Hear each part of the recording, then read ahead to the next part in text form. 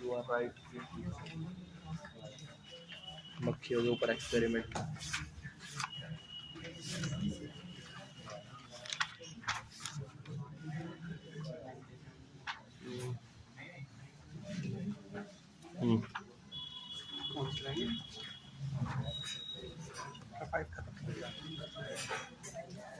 Five खत्म हो गया।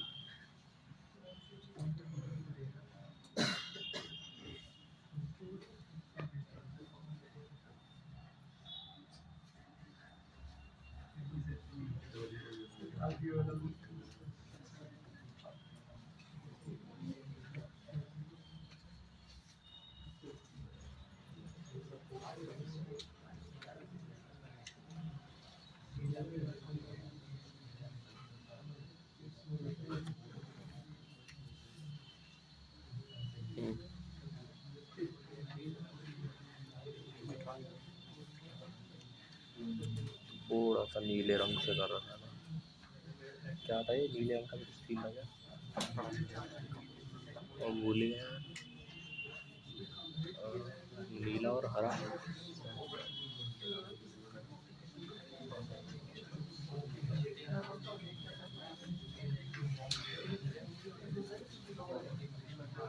नीले रंग का अलग है, हरे रंग का अलग है।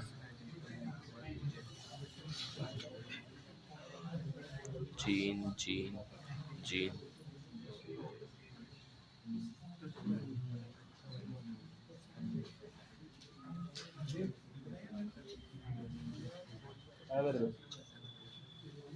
टेस्ट है।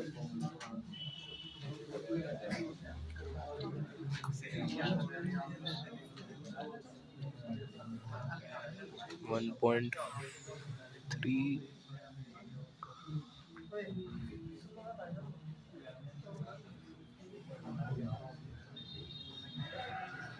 नंबर भी लिखा हुआ है क्या, कितने सेंटीमीटर का है?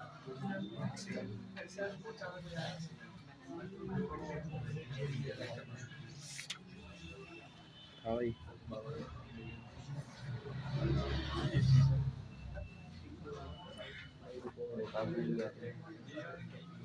मेरी तो जाएगी।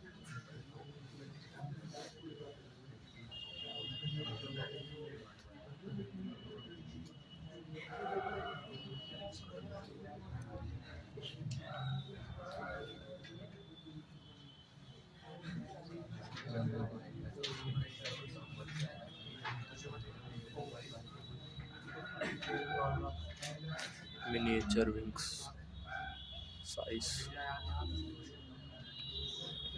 normal wing size.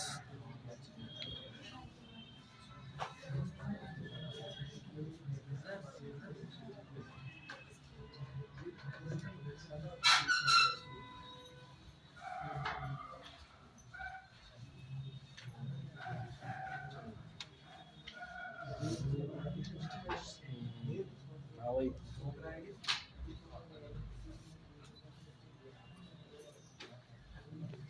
इसे बोल दे रिकॉर्डिंग, मैं इसे बोल रहा हूँ, इसे बुलवा दे।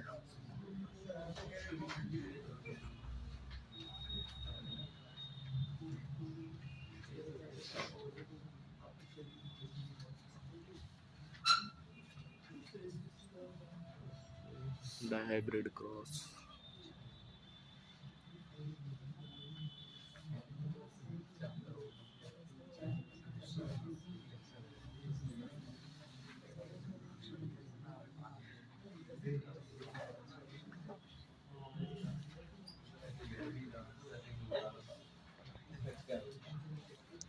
हाइब्रिड क्रॉस में क्या होता है?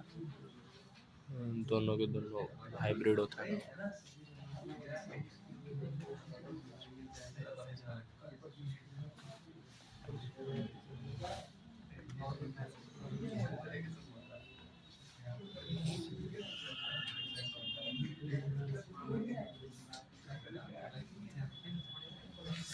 ये वाला है, कहाँ गया?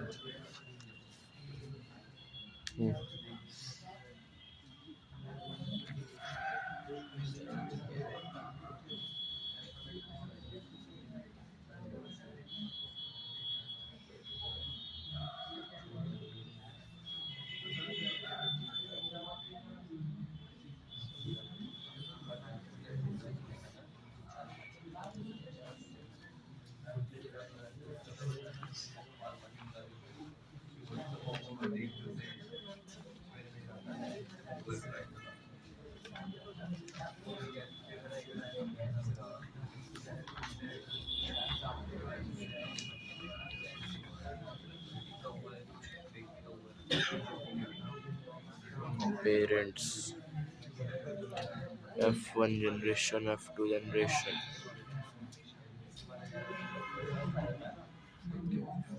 आज की क्लास में लिटिल जॉन, आज की क्लास में लिटिल क्यों हो रही है? आज की क्लास में little John.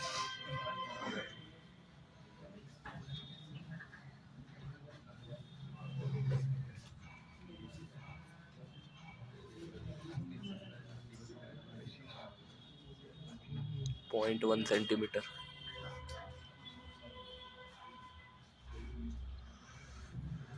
Frequency of recombinant recombination, number of recombinations,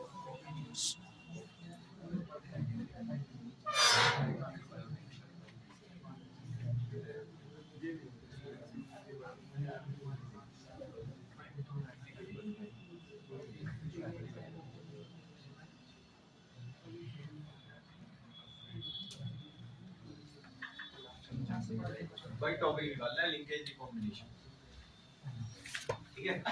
अब आगे बड़े ध्यान दो। चलो जिस बंदे ने ध्यान से सुना, जिस बंदे ने टॉपिक दिया था उसका नाम थॉमस एंड मॉर्गन था। अकेला मैं था नहीं, मेरा पूरा ग्रुप मेरे साथ था। एक मेरा स्टूडेंट भी मेरे साथ था जिसका नाम अल्फ्रेड स्टेटमेंट था। पहले डायलॉग सुनिए ना, लाइन में मैच हो जाएगी। थॉमस एंड मॉर्गन बंदे का नाम है। मैं अकेला नहीं हूँ, मेरा पूरा ग्रुप मेरे साथ है। 10-12 लोगों का ग्रुप है। मैं अकेला नहीं हूँ, मेरे साथ मेरा पूरा ग्रुप है। मैंने कहा ठीक है। मेरा एक स्टूडेंट भी मेरे साथ है जिसका नाम अल्फ्रेड स्टेटमेंट है। मैंने कहा ठीक है भाई। अब आप सोचो, साइंटिस्ट का नाम मैंने बता दिया, अकेले नहीं है, उसका पूरा गैंग उसके साथ है और उस गैंग में उसका स्टूडेंट भी है जिसका नाम अल्फ्रेड स्टेटमेंट है। अब और सुनो जरा ध्यान से, वरना दिक्कत हो जाएगी। देखो मैं 4 बच्चे बना रहा हूँ मटर के पौधे में। एक ये रहा, दूसरा ये रहा, तीसरा ये रहा और चौथा ये रहा। तो टोटल बच्चे 4 हो गए। हाँ, तो आप यहाँ लिखेंगे टोटल बच्चे 4 हो गए। इसमें रिकॉम्बिनेंट कितने हैं? ये 2। तो आप यहाँ लिखेंगे 2 रिकॉम्बिनेंट। 1 2 3 4 तो टोटल है। उसमें से 2 रिकॉम्बिनेंट है तो 2 रिकॉम्बिनेंट है। करके निकाल लेना भाई, जो आंसर आएगा वो फ्रीक्वेंसी ऑफ रिकॉम्बिनेशन होगा इनका। सिंपल है, ठीक है? और ये फॉर्मूला मैंने दिया था, मेरा नाम अल्फ्रेड स्टेटमेंट है। सिंपल है, कुछ नहीं करना तुम्हें। पहले टोटल बच्चे देख लो किसी भी क्रॉस में। 4 बच्चे, it's okay. Total number of progeny 4 आ जाएगा। 2 इनमें से रिकॉम्बिनेंट है, ऊपर 2 लिख लेना, नीचे 4 लिख लेना, मल्टीप्लाई 100 से कर लेना। इस क्रॉस का फ्रीक्वेंसी ऑफ रिकॉम्बिनेशन तुम आराम से निकाल लोगे। ये फॉर्मूला मैंने दिया था। ये जो आप चित्र देख रहे हो ये भी मेरा ही बनाया हुआ है।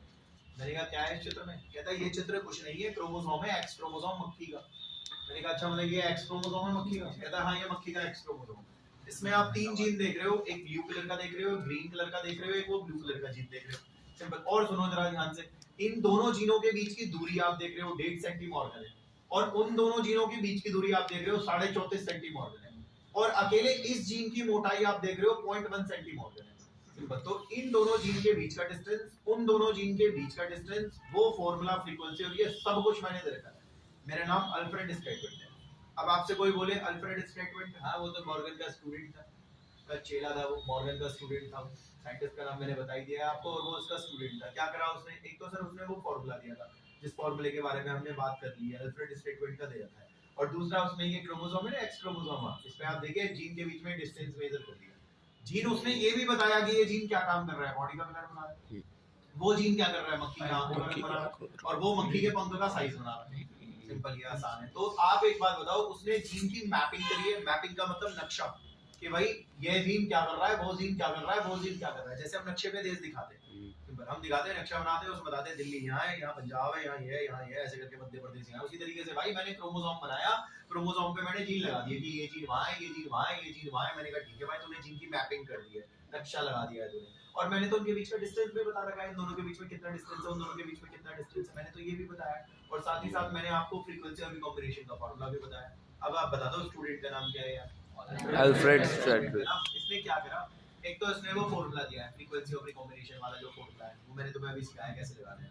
दूसरा भाई इसने ये जीन की मैपिंग करी हुई है क्रोमोसोम पे, कि क्रोमोसोम पे लगाया भाई ये जीन ये काम कर रहा है, ये जीन ये काम कर रहा है, ये जीन ये काम कर रहा है, इनका साइज बना रहा है, आई का कलर बना रहा है, बॉडी का कलर बना रहा है भाई। और इसके अलावा इसने शायद जीन के बीच का डिस्टेंस भी तो बताया। तुम टॉपिक को सीधा पढ़ोगे कभी समझ नहीं आएगा, उल्टा पढ़ेंगे। तो टॉपिक में आ जाओ, नीचे से सेकंड पैराग्राफ है, उसमें 2 ही पैराग्राफ है। सेकंड पैराग्राफ में नीचे से 5 लाइन ऊपर आ जाओ, कोने पे देखो लिखा होगा हिज स्टूडेंट,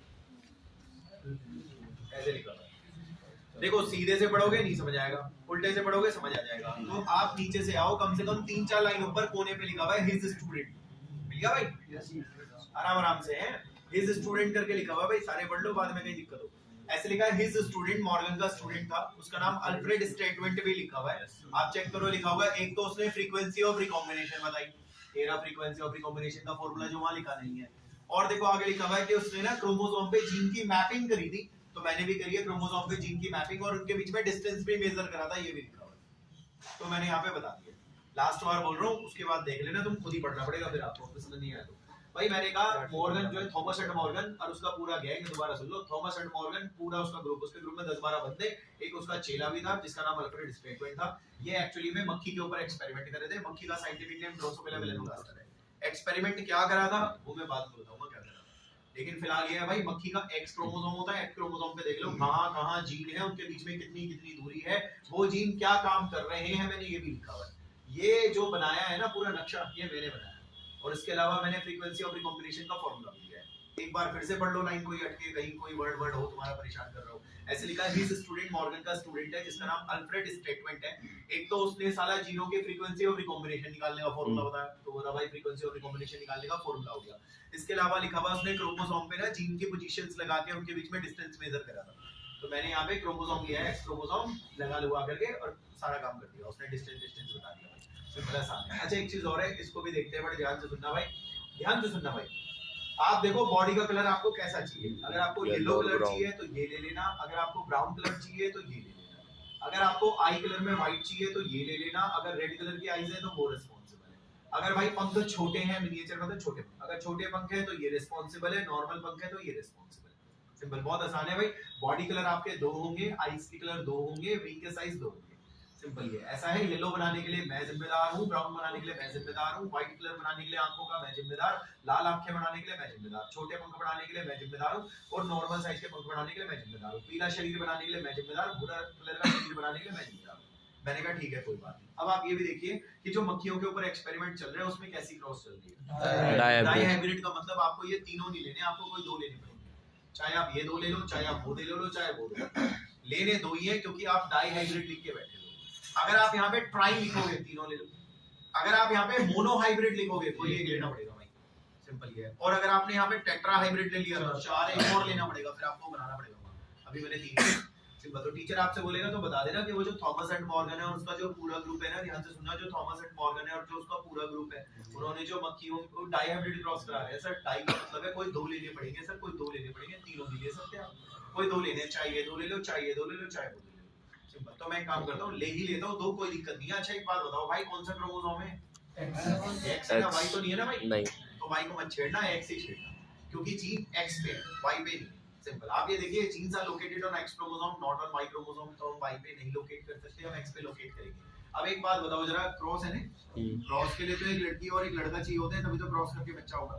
सिंपल। आपको क्रॉस करानी है तो क्रॉस कराने के लिए आपको लड़की और लड़का चाहिए होंगे, तभी जाके क्रॉस होगा। इसलिए हमने क्या करा भाई, हमने लड़की फ्रूट फ्लाई और लड़का फ्रूट फ्लाई, यानी कि male fruit fly, female fruit fly हमने लिए, तभी जाके क्रॉस होगा, तभी जाके बच्चे निकलेंगे पहले, और उन बच्चों के आपस में करा के दूसरे बच्चे निकल जाएंगे। सिंपल ये है, ठीक है, आसान है, कुछ भी नहीं है भाई। मैंने आपको कहा ये लड़की है, वो लड़का है, क्रॉस कराओगे पहली पीढ़ी आएगी, पहली पीढ़ी वालों की करवाओगे आपस में, दूसरी पीढ़ी आ जाएगी, इसलिए F2 लिखा हुआ है। सिंपल ये। अब उसमें क्या होगा वो भी देख लेंगे क्या होगा। फिलहाल इंसानों में लड़कियों में XX होता है, हमारे अंदर भी ऐसे होता है, मक्खियों में भी लड़कियों में XX ही होता है। और इंसानों में लड़कों में एक्स वाई होते हैं, हमारे अंदर भी ऐसे होता है, मक्खियों में भी लड़कों में एक्स वाई होते हैं भाई। लड़कियों में एक्स एक्स बिल्कुल इंसानों की तरह मक्खियों में, और लड़कों में एक्स वाई है बिल्कुल इंसानों की तरह, इसलिए लिखा हुआ है। अच्छा चूंकि एक्स एक्स है मैंने ड्रॉ भी करा है, और ये एक्स वाई है, ये एक्स है, ये वाई है, ये एक्स है, ये एक्स है, क्योंकि एक्स एक्स कह रहे हो, और एक्स वाई है, एक्स और वाई, और एक्स एक्स है, एक्स और एक्स है, और एक्स वाई है, एक्स और वाई। सिंपल आसान है, कुछ भी नहीं है। अब बता दो ये जो क्रॉस बनेंगे आपके ट्राई हाइब्रिड बनेंगे, dihybrid cross. Dihybrid में आपको कितने लेने पड़ेंगे? दो लेने पड़ेंगे। तो कोई दो ले लो, चाहे वो दो ले लो, चाहे वो दो ले लो, चाहे वो दो ले लो, कोई से भी ले लो। चलो हम दो ले लेते हैं भाई। मैं ये वाले दो ले रहा हूं, ध्यान से सुनना। एक ये, एक ये, एक ये, एक ये, एक ये, एक ये, समझा नहीं? अभी समझा रहा हूं। और मैं दो ले रहा हूं भाई, एक ये, एक ये, एक ये, एक ये, और एक ये, और एक ये, कोई दो लूंगा मैं। सिंपल। तो दो क्यों ले रहा है? डाई करा रहा हूं ना, इसलिए दो ले रहा हूं ना। ट्राई होते तो मैं तीनों लेता रहा भाई। तूने यहाँ क्यों नहीं लिए? भाई है ना, एक्स पे लेने हैं ना तुम्हें, एक्स एक्स, ये देखो, और एक्स और वाई, तो वाई पे क्यों लूंगा मैं? वाई पे थोड़ी ना, वो एक्स पे है ना, एक्स पे तो सजाऊंगा। सिंपल ये। अब और सुनो, ये जो दोनों आप देख रहे हैं, ये दोनों ये हैं, ये दोनों ये हैं, ये दोनों ये हैं, क्योंकि ये दोनों हैं। और ये जो दोनों आप देख रहे हैं, गोले के अरे और गोले के परे, तो शायद आप देख रहे हो भाई गोले के अरे और गोले के परे, यही है वो दोनों के दोनों। सिंपल। तो ये दोनों गोले के इधर उधर है। अब ये गोला सेंट्रोमियर देख रहे हो, उसके इधर उधर है, सेंट्रोमियर के इधर उधर है, देखिए सेंट्रोमियर के इधर उधर है, सेंट्रोमियर के इधर उधर है, ये दोनों वो वाले हैं। सिंपल। और ये जो दोनों हैं, ये आपको ये दिख रहे हैं। सिंपल। ये तो ही इसलिए लिए गए हैं क्योंकि डाई हाइब्रिड है। सिंपल सी बात है। अगर ट्राई होता ना भाई, मैं तीसरा भी ले लेता। सिंपल। और एक्स पे है तो मैंने एक्स पे ही लिए हैं, वाई पे मैंने लिए भी।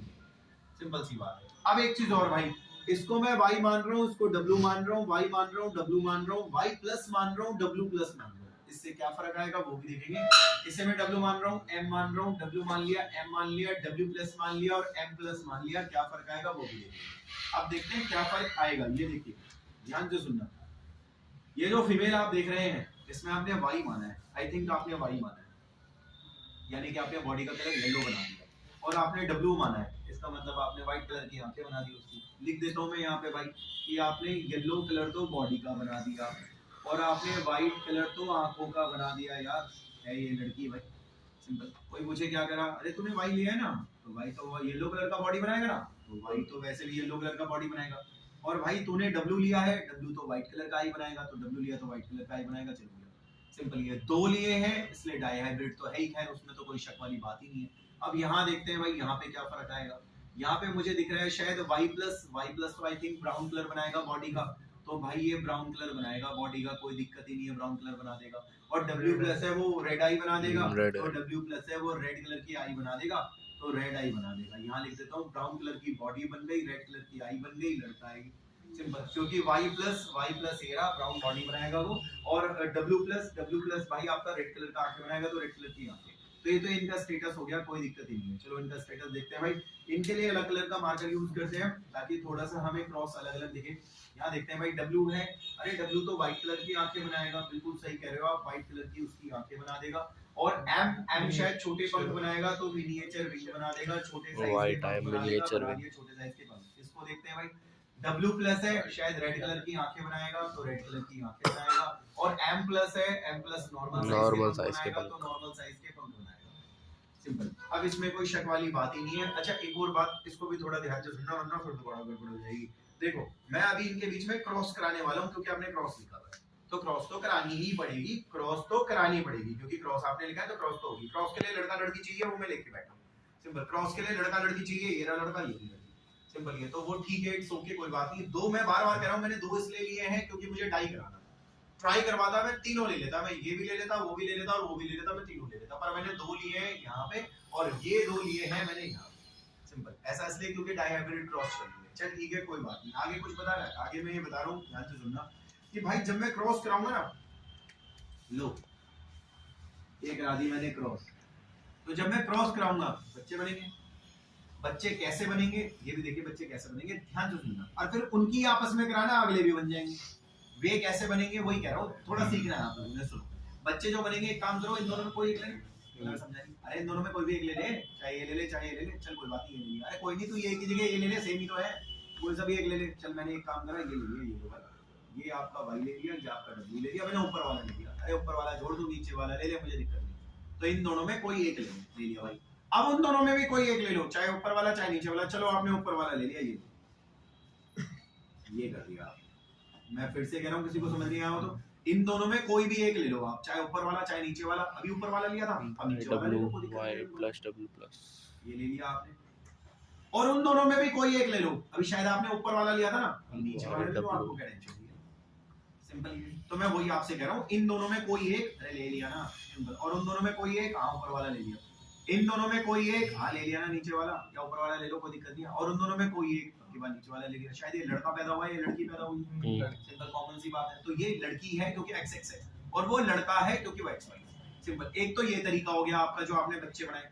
दूसरा तरीका ये भी है, देखो ये दूसरा तरीका सिखा रहा हूँ आपको। एक तरीका तो ये बता दिया आपने मुझे कि ऐसे बनेंगे बच्चे, एक इसका ले ले, एक उधर का ले ले, फिर एक इधर का ले ले और एक उधर का ले ले। चल भाई ये लड़का हुआ है, लड़की हुई है, ठीक है भाई। दूसरा तरीका ये देखिए, दूसरा तरीका ध्यान से सुनना, सुनो मेरी बात, बड़े ध्यान से सुनना वरना फिर गड़बड़ है। आप एक काम करो, इन दोनों को एक दूसरे से अलग करो, ऐसे अलग करो। नहीं फिर से सुन लो, इन दोनों को एक दूसरे से अलग करो, ठीक है। नहीं सुन लो, इन दोनों को एक दूसरे से अलग करो। और ये दोनों भूतनी के यहाँ नहीं, क्या अलग करोगे? सिंपल है। तो आप इनको अलग करिए, इनको अलग करिए, इनको अलग करिए, पर यहाँ है ही नहीं तो क्या अलग करोगे? अब अलग करने के बाद सुनो, ये ले लो, ये छोटा सा, हाँ ये ले लो यार, ले लिया कोई दिक्कत नहीं, ये लो ले लिया ये छोटा सा, और उधर से ये पूरा ले लो यार, और उससे जोड़ दो, ये ले भाई, क्या दिक्कत है, ये ले W प्लस है, सिंपल। तो इधर से ये छोटा ले लिया वाई वाला, ले लिया, उधर से वो बड़ा सा ले लिया W प्लस वाला, ले लिया भाई। अब एक काम और करो यार, इधर से ये ले लो, ये W वाला, हाँ W वाला ले ले भाई, ये W वाला ले लिया, कोई दिक्कत नहीं है, ये ले W वाला। उधर से ये ले ले वाई प्लस वाला, उससे जोड़ दे, ये ले भाई, ये जोड़ देगा वाई प्लस वाला, कोई टेंशन ही नहीं। शायद लड़की पैदा हुई है क्योंकि ये XX है, इसलिए लड़की पैदा हुई है। अगर मैं ऐसा कर देता कि इधर से ये लेता, ठीक है, छोटा वाला भाई, हाँ छोटा वाला भाई ले लेता, और उधर से वो ले लेता W प्लस, ऐसे करके ये कर देता, W प्लस ले लेता, और उसके ये वाई पूरा ले लेता, तो ये लड़का पैदा होता। कॉमन सी बात है। अब आप एक काम करो, बड़े ध्यान से सुनना, क्या ये दोनों प्लस है या नॉर्मल है? नॉर्मल। ये दोनों नॉर्मल है, प्लस किसी पे नहीं है, सिंपल। ये दोनों नॉर्मल है, प्लस किसी पे नहीं है। क्या ये दोनों ऐसे के ऐसे ही आपको यहाँ दिख रहे हैं? हाँ ये दोनों के ऐसे ही मुझे यहाँ दिख रहे हैं, सिंपल। क्या ये दोनों ऐसे के ऐसे ही आपको यहाँ दिख रहे हैं? हाँ वो दोनों प्लस वाले हैं, मुझे दोनों ऐसे के ऐसे दिख रहे हैं, प्लस वाले, वो देखो प्लस वाले, और ये दोनों बिना प्लस वाले हैं, सिंपल। ऐसे बच्चों को पेरेंटल कहा जाता है क्योंकि ये अपने माँ बापों से हूबहू मैच कर रहे हैं। आप ये देखिए, दोनों साधारण वाले हैं, साधारण वाले, दोनों प्लस वाले हैं, वो देखो दोनों प्लस वाले, देखो ये दोनों देखो साधारण वाले हैं, ये दोनों साधारण वाले, सिंपल। अरे ये पूरा पेरेंट से ऐसे का ऐसे ही मैच कर रहा है, पूरा पेरेंट से ऐसे का ऐसे ही मैच कर रहा है, पूरा पेरेंट का ऐसे का ऐसे ही मैच कर रहा है भाई, और पूरा पेरेंट का ऐसे का ऐसे ही मैच कर रहा है। इन बच्चों को पेरेंटल कहा जाता है। ये वाले जो बच्चे होते हैं ये पेरेंटल होते हैं भाई, ये चीज है। लेकिन एक बात बताओ जरा, ये दोनों के दोनों एज इट इज है क्या यहाँ पे?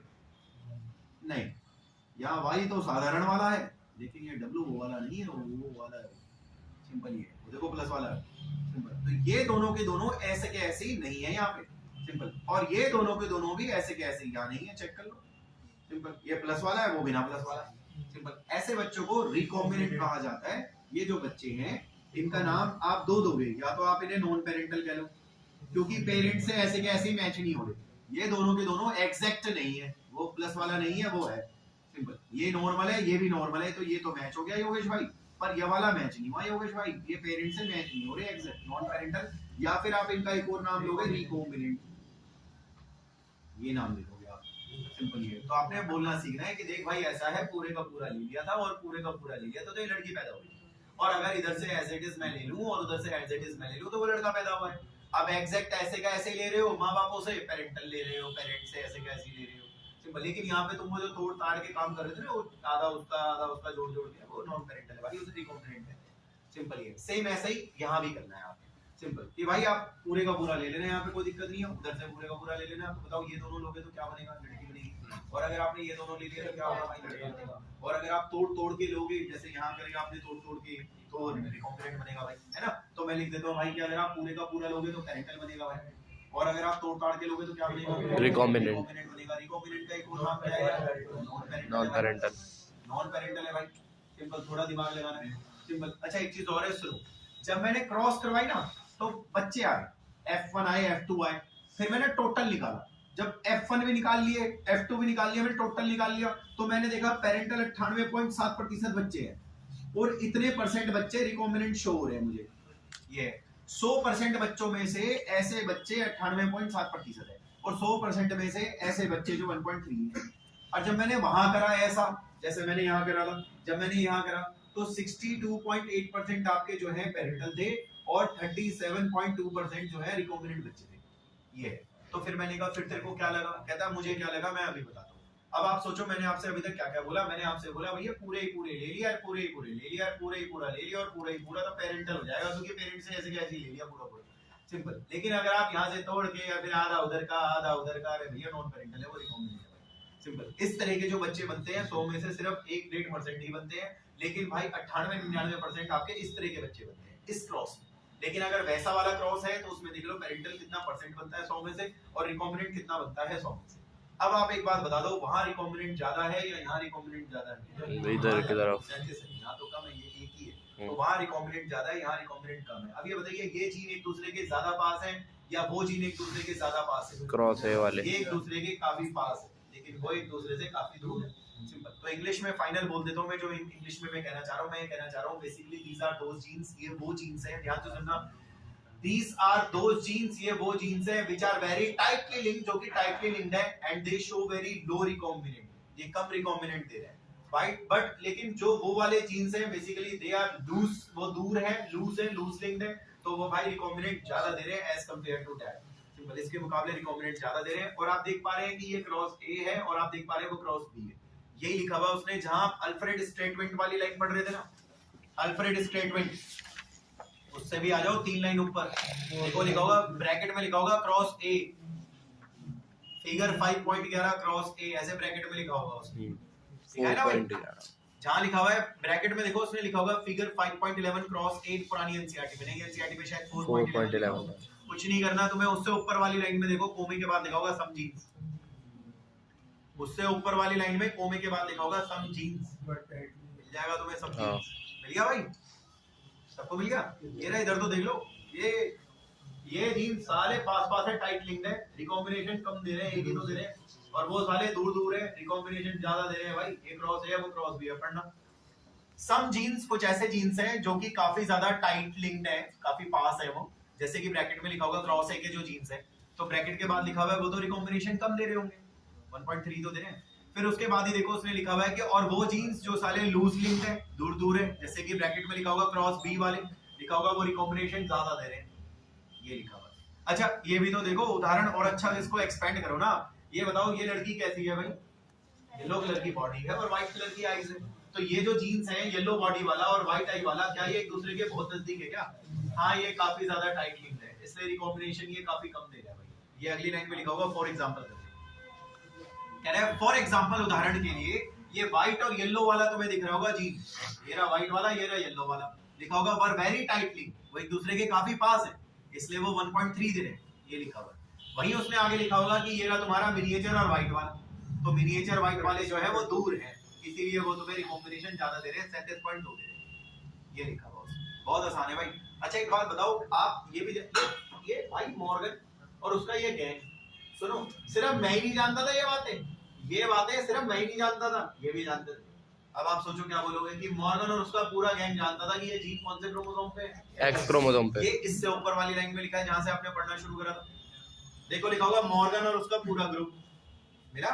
हाँ तो लिखा हुआ है मॉर्गन और उसका पूरा ग्रुप जानता था कि जो जीन्स उन्होंने लिए हैं वो एक ही क्रोमोसोम पे है। ये रे भाई ये जीन सारे एक ही क्रोमोसोम पे है, एक्स पे, और डाई हाइब्रिड क्रॉस तो चली नहीं, सिंपल। ये इतनी बात भी हो गई। अब और देखते हैं, देखो जरा इसको भी देखना सुनना, ये कौन है साइंटिस्ट भाई? Morgan, TH Morgan. अच्छा आगे सुनना, एक लाइन और निकाल दूंगा। मॉर्गन, ध्यान से सुनना भाई, मॉर्गन और उसका पूरा ग्रुप जानता था, ध्यान से सुनना, मॉर्गन और उसका पूरा ग्रुप जानता था कि वो जो जीन आप देख रहे हो, जीन और जीन और जीन, वो आप वैसे भी कौन से क्रोमोसोम पे देख रहे हो? एक्स क्रोमोसोम पे। वैसे क्रॉस ट्राई हाइब्रिड कराएं या डाई हाइब्रिड डाई करवाएं। और सुनो जरा ध्यान से सुनना, पेरेंटल ज्यादा है ना रिकॉम्बिनेंट? हां तो पेरेंटल ज्यादा है नॉन पेरेंटल से, ये ज्यादा है भाई, और पेरेंटल ज्यादा है नॉन पेरेंटल से, देख लो ज्यादा है वो, सिंपल ये। अब ध्यान से सुनना भाई, Morgan and his group, Morgan और उसका पूरा ग्रुप जानता था जीन जो आप देख रहे हो ऊपर एक्स पे देख रहे हो, और इन्होंने डाई हाइब्रिड क्रॉस करवाई थी, ट्राई नहीं कराई थी, चाहे ये वाली करवा लो चाहे वो वाली करवा लो, नॉन पेरेंटल से ज्यादा है पेरेंटल चेक कर लो, और नॉन पेरेंटल से ज्यादा है पेरेंटल चेक कर लो, ये ज्यादा है, ये लिखा हुआ है इसी पैराग्राफ की पहली लाइन, इसी पैराग्राफ की पहली लाइन लिखा है मॉर्गन और उसका पूरा ग्रुप जानता था कि जो जीन्स उन्होंने ले रखे हैं वो एक्स क्रोमोसोम पे ले रखे हैं, ये लिखा है ना। एंड उन्होंने ये भी देखा था कि डाई हाइब्रिड क्रॉस करवाई थी, तो उसके अंदर लिखा होगा पेरेंटल जीन कॉम्बिनेशन हमेशा ज्यादा है नॉन पेरेंटल से, ऐसे लिखा होगा। आसान है, पढ़ोगे नहीं तो कुछ नहीं हो सकता, पढ़ोगे तो हो भी जाएगा। मॉर्गन और उसका पूरा ग्रुप जानता था जीन जो है वो एक्स क्रोमोसोम पे, उन्होंने डाई हाइब्रिड क्रॉस करवाई थी, और भाई नॉन पेरेंटल से ज्यादा पेरेंटल है और नॉन पेरेंटल से ज्यादा पेरेंटल है, तो पेरेंटल कितनी ज्यादा ही है नॉन पेरेंटल से, ये लिखा था उसने। आसान है, कुछ नहीं है। अच्छा एक और चीज जरा ध्यान से सुनना, वरना एक काम करता हूं मैं इस डायग्राम को अलग बना रहा हूं क्योंकि डायग्राम में ज्यादा गोले गाले से लगे, इसकी थोड़ा साफ सुथरापन इसमें दिख नहीं रहा, तो मैं इसी चित्र को यहां अलग से बनाता हूं, इसको देखना है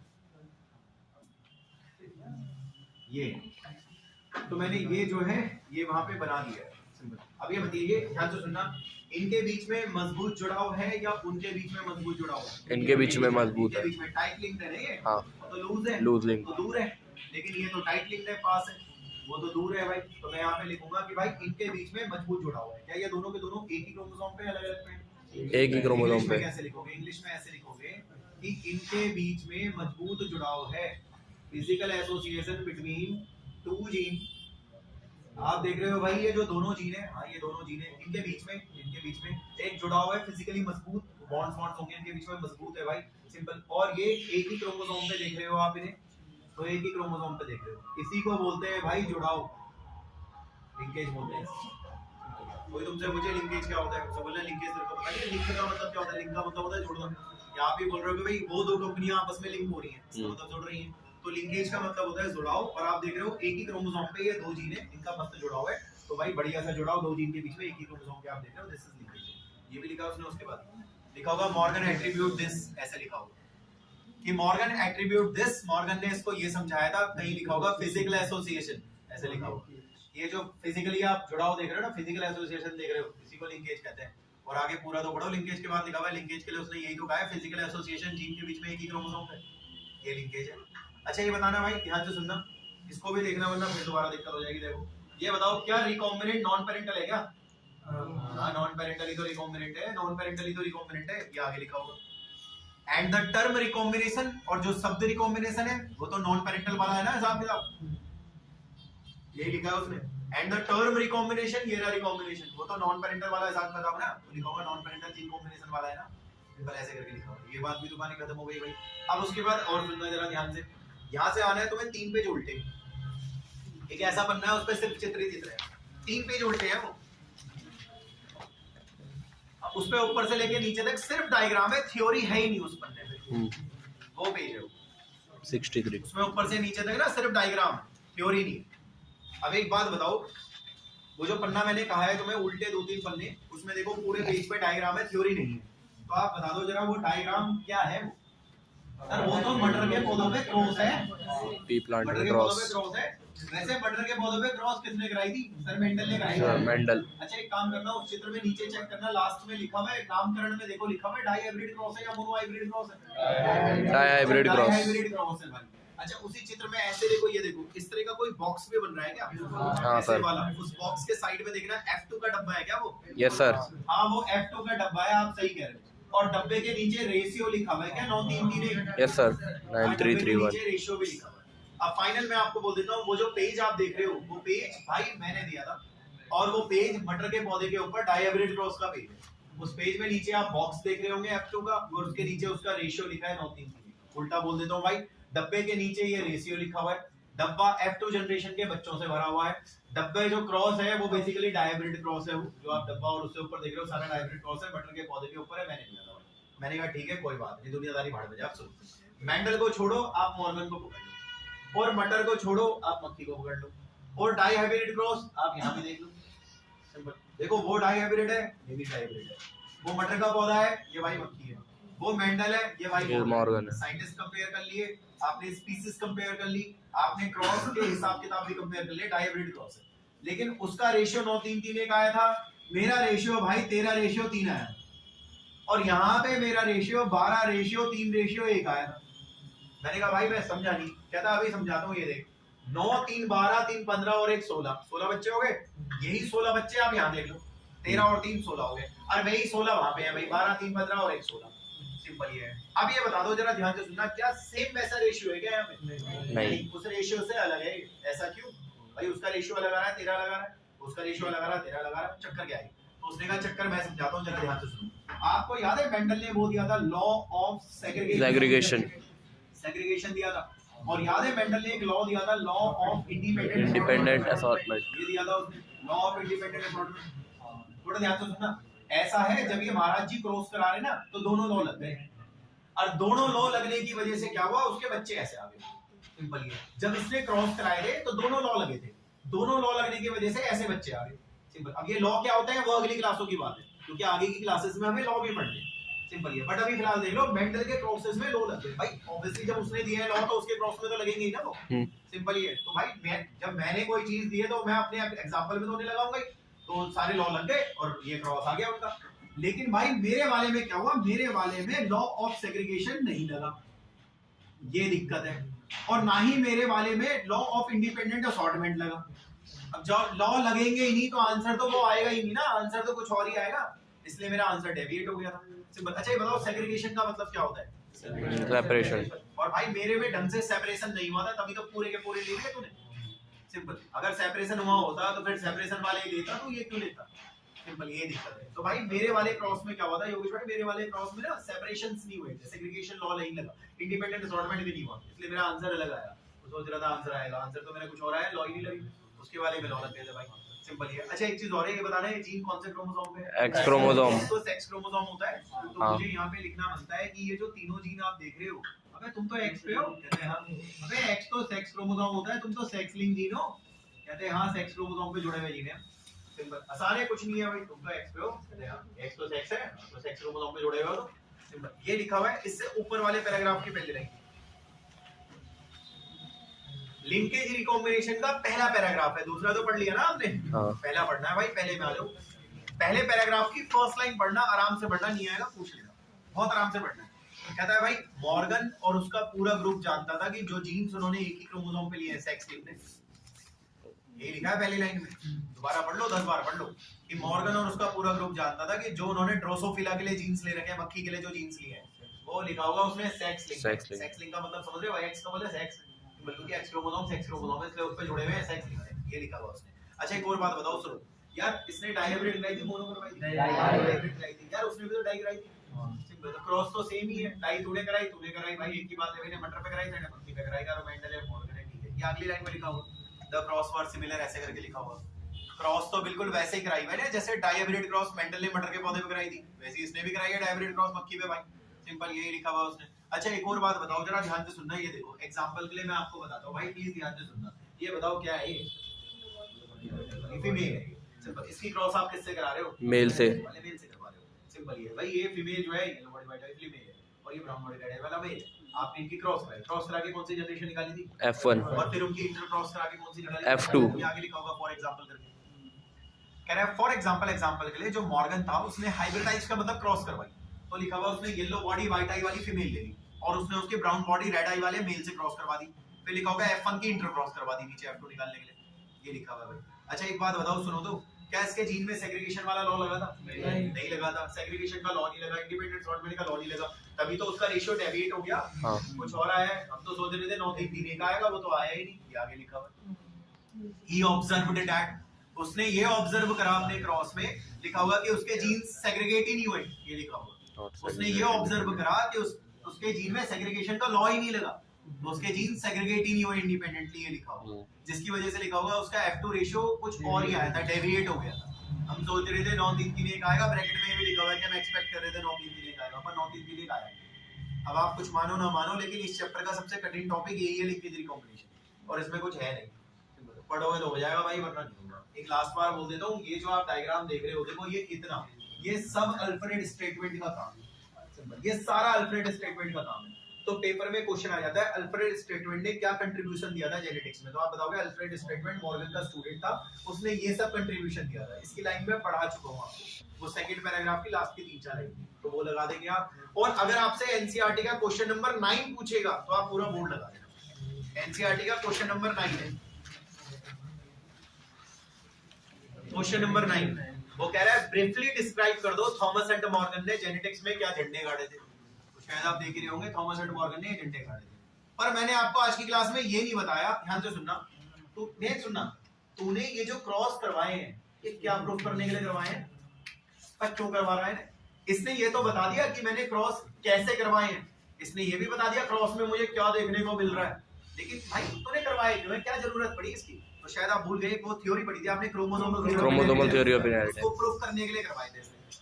कोई पूछे भैया इसने ये करवाए क्यों, इतना सारे तबेला झमेला क्रिएट कर दिया? तो इसलिए करवाए थे क्योंकि क्रोमोसोमल थ्योरी ऑफ इनहेरिटेंस को प्रूफ करना था। और इसने मक्खी क्यों ली? 5 कारण थे उसके, ये आएगा नेक्स्ट क्लास में, ठीक है भाई? नेक्स्ट क्लास में मैं बताऊंगा, सुनो तो, नेक्स्ट क्लास में बताऊंगा क्रोमोसोमल थ्योरी ऑफ इनहेरिटेंस, वो समझ नहीं आएगी, उसको समझाने के लिए ये करवाया गया है। और दूसरा मक्खी क्यों चुनी गई है, उसके 5 कारण है, वो शायद आपको आते भी होंगे। हां सर, वो पढ़ेंगे नेक्स्ट क्लास में।